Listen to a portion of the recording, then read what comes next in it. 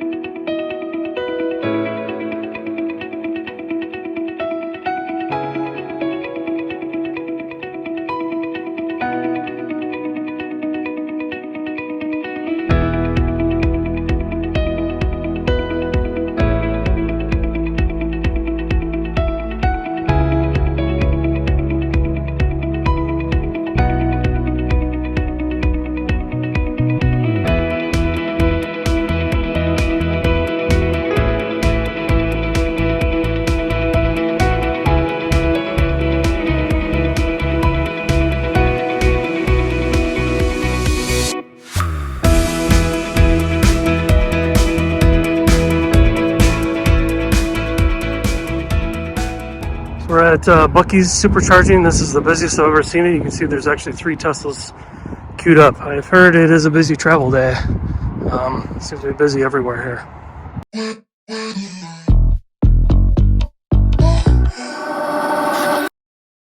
Tesla Nav is really having a hard time today. I took a couple pictures. It was originally telling us that we were going to be able to drive to Valdosta in only about 5 minutes time, whereas here you can see it's 129 miles, hour 49 minutes. And then once it said I could continue the trip at only maybe 100 miles of range, it said arrival at 0%, or actually at -% before I could get a picture. And now we can probably leave right now, but it's still saying 35 minutes to continue. Basically, the navigation was giving us incorrect charge times and incorrect driving times. If we were inexperienced with traveling in a Tesla or blindly following the navigation, we could have had major issues. Fortunately, Zach realized it was wrong, and he knew how much charge we needed to get to Valdosta, which was 129 miles away. But again, it was saying we could leave and that we'd basically teleport the 129 miles in 5 minutes. It also showed us going to Cordell instead and charging for an hour. Zach did a reboot where you press both scroll wheels to reset the computer, and it started working after that. We're not sure what caused the issue, but the navigation did get confused by the toll road that we took, and it kept saying calculating route while we were on the toll road, so that may have caused the glitch. So we left our hotel this morning with about 235 miles of range, we believe, and we charged up last night in Roswell, Georgia, while we were having dinner. We got to close to about 80%, you said? Close to? Yeah, about 80. And then we left this morning. We were going to make a quick pit stop after the History Museum before we got to Fort Valley, but we ran into traffic. Where were you going to stop? Do you remember? McDonald's. Yeah, there was severe traffic issues, so we ended up taking the express lane and decided not to bail off there to charge, which was fine because we made it all the way to Fort Valley with just under 20%. And then Fort Valley was quite busy. It was the Bucky's. It was very busy on the way up, and it was very busy on the way back. We actually had to wait. It was less than a minute, but somebody had pulled out, but the chargers were full when we got there. When we left, there were a lot of people waiting. It's probably the most people I've ever seen waiting at a supercharger. I don't know if everybody just happened to get there at the same time. But busy travel day. Yeah, it's right before New Year's and right after Christmas, so there's definitely a lot of people on the road, and lines for the bathrooms and Bucky's and everything. So we did get charged up. We'll be stopping in Valdosta, and then we should make it home from there.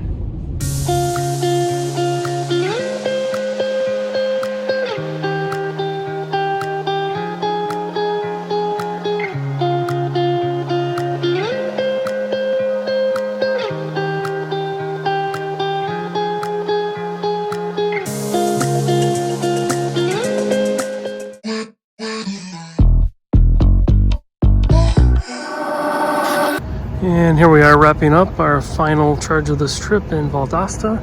And check it out. Looks like they're using Starlink for the internet connection for chargers here at this location.